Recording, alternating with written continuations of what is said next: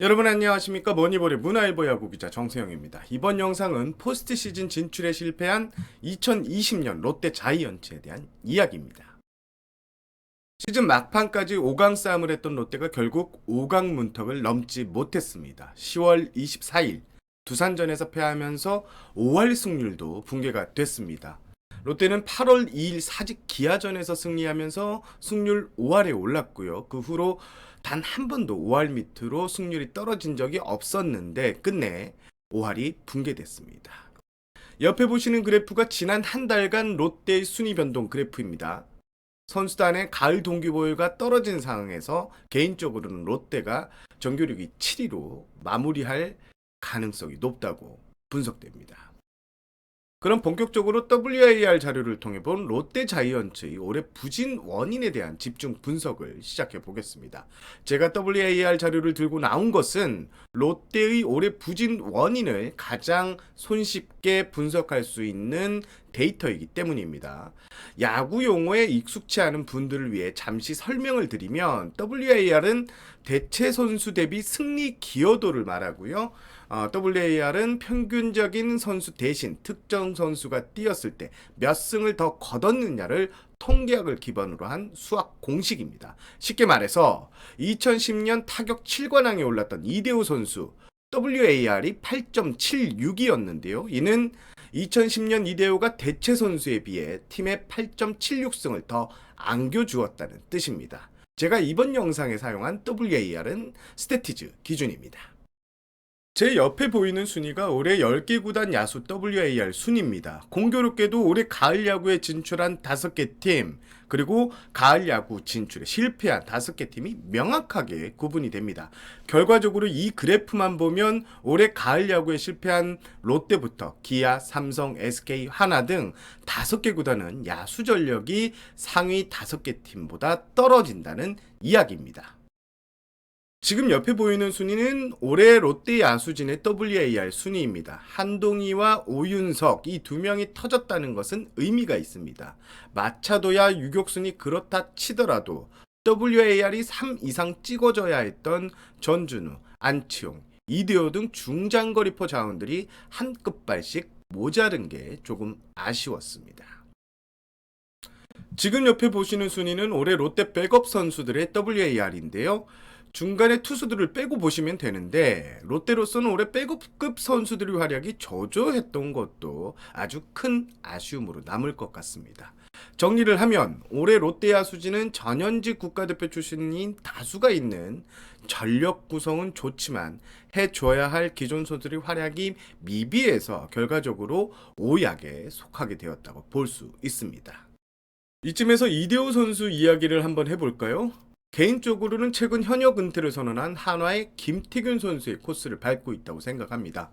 김태균의 마지막 불꽃이 2019년이었는데요. 김태균 선수는 2019년 127경기에서 타율 3할 5리, 132안타, 6홈런, 62타점을 생산했습니다. 그런데 김태균 선수의 2019년이 딱 이대호 선수의 2020년과 오버랩 됩니다. 제 옆에 김태균의 통산 스탯을 보시면 2019년에 장타율이 확 빠져 있다는 모습을 볼 수 있습니다. 장타를 치려면 앞에서 쳐야 되는데 그러기에는 반응 속도가 이제는 안 나오는 게 컸습니다. 최근 4년간 이대호 선수의 성적입니다. 올해 이대호 선수는 홈런 20개를 치긴 했는데 장타율이 4할 오픈 7리로 5할이 안 됩니다. 지난해부터 장타율이 5할 밑으로 훅 떨어진 것도 옆에 보시는 표에서 볼 수 있습니다.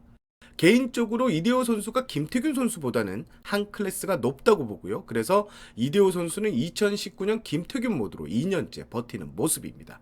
하지만 지명타자가 장타율 5할, OPS 9할은 쳐줘야 되는데 그 정도는 아니니까 결과적으로 올해 이대호 선수의 WAR에서도 1.02로 높게 평가받지 못했습니다. 이대호 선수의 판단은 아무래도 롯데 프런트가 더 정확히 알고 있을 것이라는 생각이 듭니다. 그런데 진짜 올해 롯데의 문제는 마운드에 있었습니다. 옆에 보시는 자료가 올해 10개 구단 팀 WAR 순입니다. 롯데는 19.36으로 전체 2위입니다. 뭐야? 롯데가 2위인데 정세영 기자 올해 롯데의 문제는 마운드에 있다고? 정세영 기자 뭐지? 똑바로 알고 말해라고 이런 생각이 드실 텐데 이게 허수가 있습니다. 바로 스트레일리 선수인데요. 지금 보시는 자료는 올해 롯데 투수 WAR입니다. 스트레일리 선수가 압도적입니다. 7.552 WAR을 남겼는데요. 리그 최정상급 WAR입니다. 하지만 스트레일리, 이 스동원을 제대로 받쳐준 선발 투수가 없었습니다. 이게 롯데 마운드의 현실이었습니다. 실제로 스트레일리 선수를 빼면 롯데 팀 투수 WAR은 11.81인데요. 올해 최하위를 차지한 한화가 11.36이었는데 크게 차이가 나지 않습니다. 앞서 말씀드린 대로 스트레일리 선수는 올해 대단했습니다. 어떤 구종이 확 좋다 이런 느낌은 아닌데 전 구종을 모두 결정구로 쓸 정도로 퀄리티가 높고 특히 제구가 대단했습니다. 여기 흥미로운 자료가 있습니다. 올해 리그 투수들이 9이닝당 볼넷 비율입니다. 스트레일리의 위에 있는 5명은 잠실, 고척, 광주, 대전 등 투수한테 유리한 구장을 쓰는 투수들이라 공격적으로 붙을 수 있는데 표에 나와 있는 스트레일리, 뷰캐넌, 문승원 같이 타자 친화적인 구장을 쓴 투수들은 저러기가 쉽지 않은데도 공격적으로 던졌고 볼넷 허용률이 낮았습니다. 결과적으로 롯데는 외국인 투수 1명, 국내 선발 1명이 잘해서 3선발 체제만 갖췄어도 개인적으로는 무조건 가을 야구에 진출했을 것이라고 생각합니다.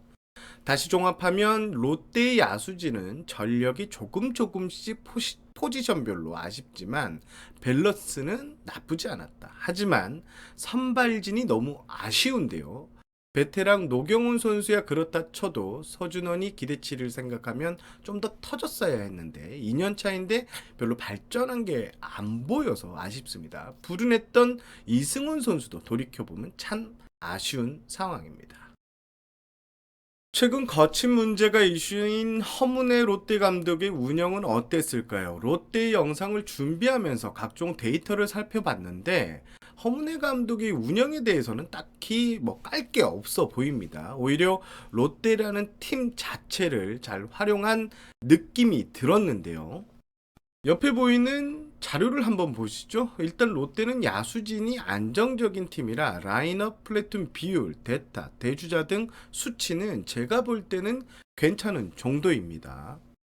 사실 야수진이 안정적인 팀의 감독은 만약 명장병이 걸리면 라인업이나 플래툰 비율, 대타, 대주자 빈도가 엄청 올라가기 마련인데요. 그렇지 않았습니다.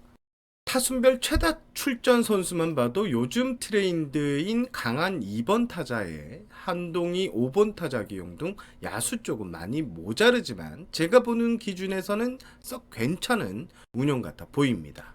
물론 허문회 감독의 쓸럼술에 대한 이야기가 많습니다. 실제로 제가 제시한 데이터를 보면 쓸럼술이라고 볼 수는 있습니다. 하지만 한동희와 오윤석이 터졌으니 사실 리빌딩도 부분적인 성과를 거둔 것이라 보고 싶고요.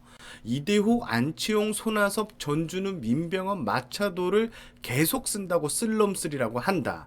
이런 기준이면 쓸럼술의 최고봉은 올해 정규리그 1위 팀은 NC 다이노스입니다. 쓸럼스란 팀, 제가 오랫동안 담당하고 있는 SK의 경우 딱 들어도 노다빈 선수들을 계속 기용하는 게 오히려 쓸럼스리라고 볼 수 있겠죠.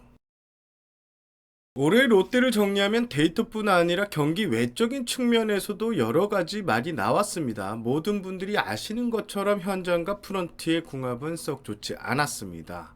롯데는 정규 시즌이 끝난 뒤 다시 세간의 주목을 받을 것으로 보입니다. 어쩌면 정규 시즌 종료와 함께 깜짝 발표가 있을지도 모르겠습니다.